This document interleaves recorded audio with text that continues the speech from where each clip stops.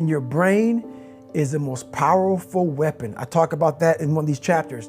Your brain is the most powerful weapon in the world. Once you put away your phones and your computers and all that shit we have nowadays, yeah, it's great. We're up to date. But your brain is the only thing you have when you're going through depression, when you're going through hard times, when you're going through death, real life shit. You can't Google that shit, man. You're alone. You're alone. You may have a shrink you're going to, you may have a best friend you're going to, but there's 24 hours in the day where you're alone in this brain, and your brain is talking to you in all kinds of ways, and it wants to control you and pull you in these different pockets. If you can't control your own brain and your brain controls you, you're fucked. You got to tell your brain where you want to go and how you want to go and how you want to get there. You got to control it. If not, it's over. It's over. And all of that you learned from your own brain. You didn't Google this shit. No. You didn't buy books. It didn't exist. This shit didn't exist. I couldn't even fucking spell Google back then. This shit didn't exist, man. What existed for me was, okay, man, how am I gonna fucking make this work? And all I knew back then was hard work.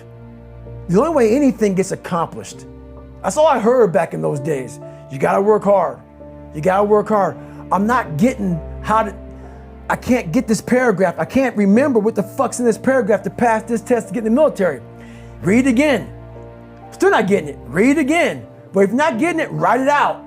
And that's how I started learning. Okay, well, I gotta write out every fucking thing I do. And then write it out again, and write it out again. And guess what happened? I got it. I got it. I can't swim. I'm negative buoyant. Go back again. I can't swim. Go back again. Go back again. Go back again. I got it. I realized if I keep going back and going back and going back until the shit just becomes, your mind will say, fuck, okay, we're gonna figure it out. It'll find a way. Because he is not going to stop. It's not like I'm gonna try one more time. No, it's just like alarm clock goes off, boop, we're going back. I can't read right, we're going back. I gave myself no way out, and my mind realized that.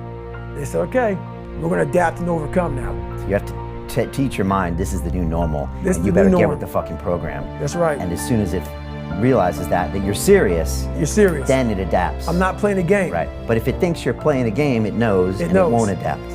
It like a lot of people say, like when I say trying hard, your mind knows, man. It knows this guy's bullshitting me, man. This guy's lying.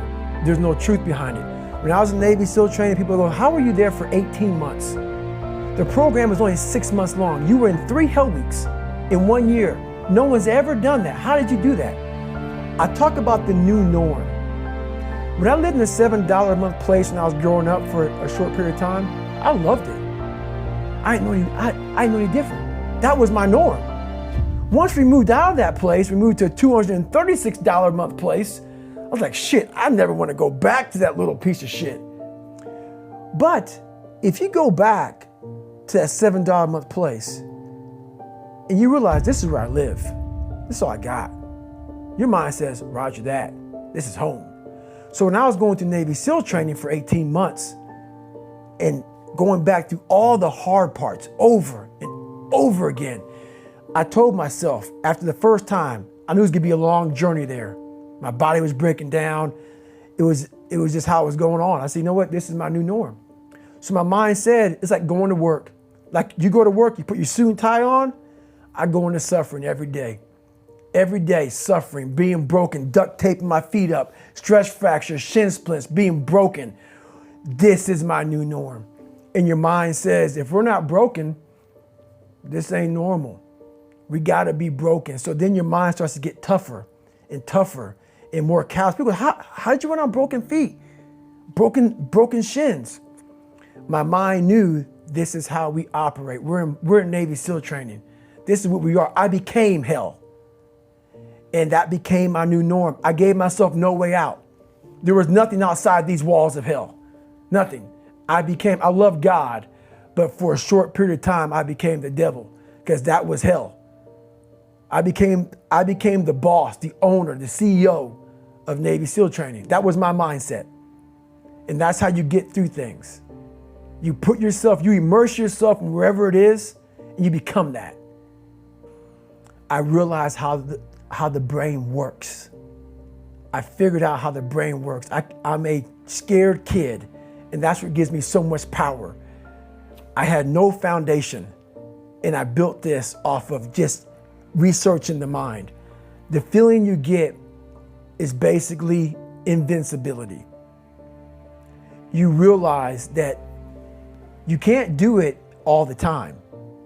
When you need to do it, I know I can go to a place that I can live in. And when you know that you can run on broken legs and you can do certain things that a lot of people can do, but they're not willing to do, this power, this sympathetic nervous system of fight or flight, and you're fighting, it gives you this charge of energy of when you're sitting there at 3:30, 4 o'clock in the morning and you're duct taping your feet up because they're broken, and you're doing it by yourself, and you're going through arguably one of the hardest training in the world.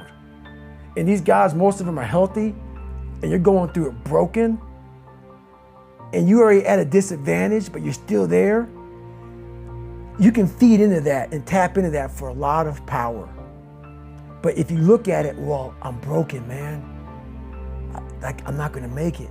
But if you look at it as, man, I'm broken and I'm still here. And I'm fighting, and I'm gonna find a way to get through this because I have no other place to go.